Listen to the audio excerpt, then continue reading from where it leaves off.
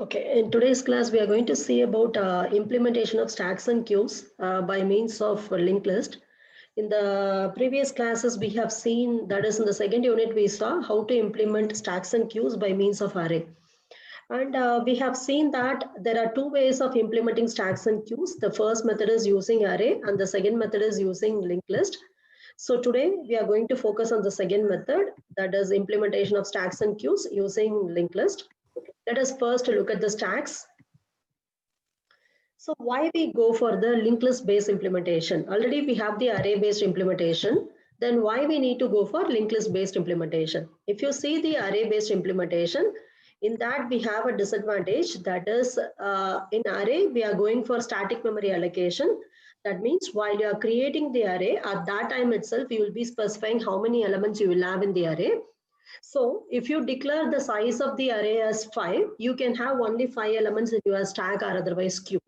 Suppose if you want to add more elements, that is not possible. Dynamically, you cannot add any element once you have allocated the size in case of an array. So we go for linked list based implementation. The reason is there is a wastage of memory. So why we are getting wastage of memory is always we will reserve a large space for storing the array. Because if we don't reserve large space, we will not be able to add new elements when we want. So generally we will declare the sizes array of 100, array of 200 and so on. So if only 5 elements are there, many memory locations are wasted. So to overcome the wastage of memory only, we go for linked list representation of stacks and queues. So today we will see that first. So now we have two ways of implementation of stacks. One is the array based. In array based, what we have done is first we have declared an array as an array of 100, 200 and so on. Then we have declared a pointer called tab. This top will be always pointing to the top of the stack, and when we start we will make top as -1 so that it is not pointing to any element of the array. And whenever you want to add any element, you will be incrementing top by 1 and then you will be adding the element in that particular memory location. So here the top is used as the index for the array. Okay. Whereas in case of linked list based implementation, what we are going to do is we are going to create a pointer here. There, the top is nothing but it is the index of the array. Okay. Whereas in case of linked list based implementation, you need to create a pointer called top. With the help of this pointer only, you are going to access all the elements of your stack. And remember, here you are not going to allocate memory in prior. Whenever you need one element, at that time you will allocate the memory for the element by means of malloc or clog functions. Let's focus on the implementation. So here I have a pointer called top. This pointer will be pointing to the first element of your array, that is stack. You're going to have a pointer called top, and this pointer will be first pointing to the first element in your linked list. And all the remaining elements are connected to each other by means of the next field. Okay, so let us focus on this implementation. So we are going to implement stacks using linked list. So when you implement stacks using linked list, what are the primitive operations you have in stack? We have three primitive operations in stack. One is push, then second is pop, and then third one is display. And here, in case of stack, you can insert as well as the delete element from one end only. That is, whatever is the end you are inserting, from the same end only, you have to delete the elements in stack. And in linked list, we have seen that we can add element either in the beginning of the linked list or in the middle of the linked list or otherwise in the end of the linked list. Similarly, you can delete the element either from the beginning or from the middle or from the end. Now, when you implement stacks using linked list, where you're going to add, since we have three different places, you should know where you're going to add. Similarly, in pop, you're going to delete. So from which position of the linked list you're going to delete the element. Since we have again three functions for delete also. Now, this is very, very important. So in case of linked list based implementation of stack, when you want to perform push operation, you are going to insert the element only at the beginning of the single linked list. And similarly, when you want to pop the element, you have to delete the element only from the beginning of the single linked list. Okay, so remember, this is very, very important. Both insertion as well as deletion will be happening only at the beginning of the single linked list if you want to implement stacks using linked list. And when you want to display the elements of your stack, you display all the elements of the single linked list starting from the first element till you reach the last element. So how to check for the last element is, if the pointer is null, then you will say that that element is the last element. Okay, so these are all the operations now we are going to see. First, let us focus on the program. We are going to create the structure for storing the stack. Okay, and here you are going to implement the stack by means of single linked list only. So whatever is the structure of the single linked list, the same thing is applicable here also. So you create a structure, let the name of the structure be SLL, that is single linked list. And in case of a single linked list, every node contains two information. One is the data and the another is a pointer to the next node. So first I am going to declare the data as int data. Then I am going to declare a pointer to the next node. So I have to declare as star next. This is a pointer. It is a pointer to what? It is a pointer to another node in the single linked list. Okay, it is not a pointer of integer or float. Instead, it is a pointer to another node in a single linked list. So what I have to do is I should write star next, and it is a pointer to linked list. So I'm still again writing struct SLL. Then your structure is over, you can close it. So now I have created this as a tagged structure. And in your program, whenever you want to refer to this particular structure, you have to write struct SLL in all the places. So to avoid that writing of struct again and again, I'm going to create a type def. By means of type def, I'm going to give a new name to this.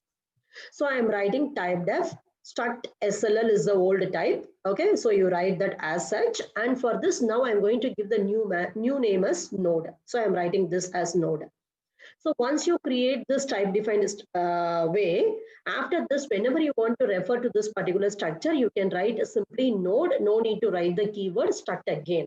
Okay, if you don't want, you can write struct SLL in all the places. It is up to you, but this is an easy method. Okay, so I am creating node as a new structure now. So in my program, I am going to refer to this particular structure as node only.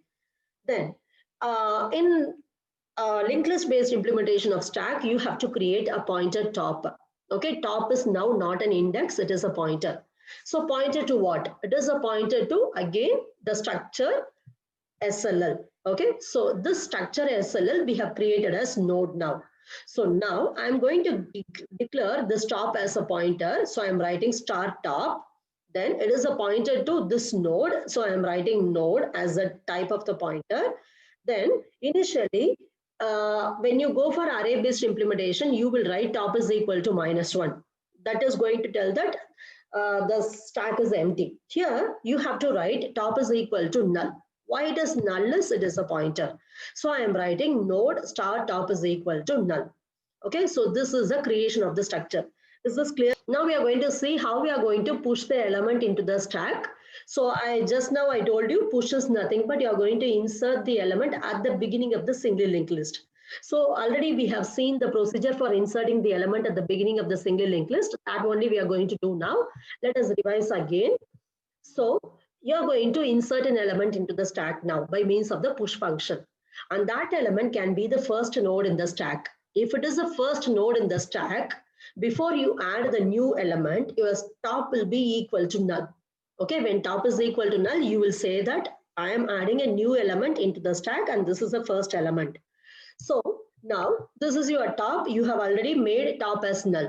First, you are going to add a new node as a first node. So what is your first step is you have to create the new node first. So this green color node I have to create first. So how I am going to create the new node? By means of dynamic memory allocation function, either malloc or clog. Okay, so you create the node, you will see it later. After I create the node will have two fields now. One is the data field and the other is the next field. In the data field, I have to store the value as 1, and then in the next field, I have to store as null. Why I'm storing null in the next field is this is a first node and this is the only node in the stack. Okay, so I have to store this as null because after this, no other nodes are in the stack. So this we are going to do now. So I am going to add a node which is the first node in the stack. So after you add the first node, what you have to do? First, you have to create this green color node. After that, you have to add it to the stack. That means your top should point to this particular node because now you have one node in the stack. So how to make the top to point to this particular node? Previously, top is having the value as null because your stack is not having any node. Now, this node is there in the stack. So what you have to do is, since top is a pointer, you have to store the address of this node in the top. Okay, so the address of this node is 1000. 1000 must be stored in top. So now what is the code for this one? First, you have to check whether top is equal to null. Top is equal to null means your stack is empty. So in that case, whatever is the new node you are adding, that new node will be pointed by top. So for that, I am writing this line, top is equal to NN. NN is nothing but this 1000 address. This address, I have to store it in top. Here I am storing 1000. For that only, I am writing this line, top is equal to NN. After that, what I'm doing here in this NN, I want to access this field. It's nothing but NN arrow new. Sorry, next. In that, I have to store the value as null. So I am writing NN arrow next is equal to null.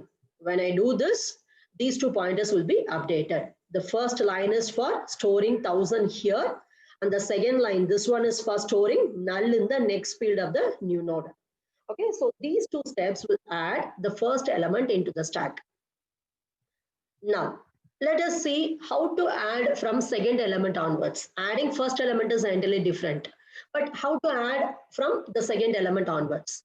So we are going to push from the second node onwards into the stack. Now let us consider this case. Currently, my stack is having 3 elements. One is 1, then second element is 2, and then third element is 3. Now, my top pointer is pointing only to the first address. Okay, the address of the first element is in the top pointer.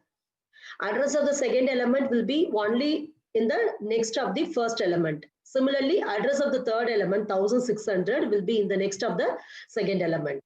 And this is the last element in your stack, so that will be having the value as null. It is a stack. So first element added was 3. After that, 2 was added. Then after that, 1 was added. So 1 was a recently added element into the stack. Now I want to add the new element 14. When I want to add the new element 14, you have to first create the new node by means of malloc function. After that, you have to do the proper pointer changes. So what pointer changes I have to do? So let us focus on that. So first, what you have to do is you add the new node here. It is 14. It was by mistake. It is 1. Now, first, what you have to do is in the next field of the new node, you have to store the address of the previous first node. Okay, here this node is having the address as 1000. Now, you are going to add this node on the top of the stack. That means this node will be pointing to this 1000. So what you have to do is store 1000 in this field, in the next field. So how to access this next field? It's nothing but NN arrow next. In that you want to store 1000. Where is this 1000 available? It is available in top because top is having the address of the first node you can remove from the stack. So you get the value of this top and store it in the next field of NN. If you do this, if you write this particular line, this arrow will be created. Okay, now what is the next one we have to do? Still, you can see the top is pointing to this node only, but it has to point to the green color node. But it is still pointing to the previous top node only. So you have to make this pointer to point to this. So let us see the step for that. So the next step is I am going to make this top to point to the new node, that is a green node. For that, I have to store the address of the green node in top. The address of the green node is available in NN. That I have to store it in top. So I am writing top is equal to NN. So these two lines will make the new node to be added on the top, and appropriately you are changing 2 pointers. The function, so I'm going to consolidate everything. I'm going to write the push function now. So in case of push, what we are going to do here is, actually here I have read the data directly inside the function. If you want to read in the main, that is also possible, but this method is easy to implement. So I'm writing like this. So first, in case of push, we are going to create the new node first. For that, I'm going to declare a pointer of type node. So I'm writing node ** n. Then by means of malloc function, I'm going to allocate the memory. To this malloc function, you have to pass the number of memory locations you need that we can calculate by means of size of. So I'm writing size of node. Don't write a star node here because star node means it is the size of the pointer. Now you are going to allocate size for the entire node, not for the pointer. Okay, so I am writing size of node. Then this will return a void pointer. I have to typecast that into the pointer of my required type. That is nothing but node star. Then what will be available in NN now is it will allocate the required amount of memory as consecutive block, maybe from 1000 to 1010. Then whatever is the starting address of the allocated memory, that will be returned to you. So this NN will now contain only the starting address of the memory allocated to the node. Okay, it depends upon the how many elements are there in your structure. Here currently we have 2 elements only, so it will allocate the memory and return the starting address. First, you are checking if n equal to null. So what is the meaning of this one is this malloc function will allocate memory in the heap area. Sometimes the memory may not be available in the heap area, so in that case it will return null. So if it is null, you can display the error message to the user that memory is not allocated, then you can return. No need to continue with the remaining part of the program. This part, if you want, you write. Otherwise, it is not must here. But generally, you have to write all the consequences if the program is not working. Okay, so I'm writing this. If everything is perfect, if your heap is having memory, it will come to line number 22. So in this, you have allocated memory to the new node. You have to get the value of the node from the user. So for that, I am using this pointer now. I have to access everything with the help of this NN pointer only, node pointer only. So in that, I want to get the value for the data field. There are 2 fields now. One is the data field and the other is the next field. I have to get the value for the data field. So I am writing NN arrow data. Now, you are going to use this in a scanf statement. In a scanf, you see what is the type of this. It is having the data type as integer. So you should write ampersand. Unless it is array, you have to write ampersand. So I am writing ampersand NN arrow data. Now I have got the value from the user. So whatever steps I have explained to you, those things I am going to write. First, I am checking whether top is equal to null. If top is null, it means that I am adding the first element onto the stack. So the 2 lines you have to write. We have seen this before. Else, when it comes to the else part, it means that you are not adding the first element onto the stack, you are adding from the second element. It can be any element, but not the first element. So in the else part, you have to update 2 pointers. So I'm updating now. So this is a push function. So now we have inserted the data at the beginning of the single linked list.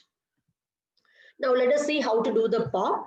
So in case of pop, we are going to delete a data, that is a node which is available at the beginning of the single linked list. So now let us assume this is my linked list. I want to do the popping. When I want to do the pop, you can see here top is pointing to this one only. So you can remove this one from the stack. And after you remove one from the stack, you have to make this top to point to 2.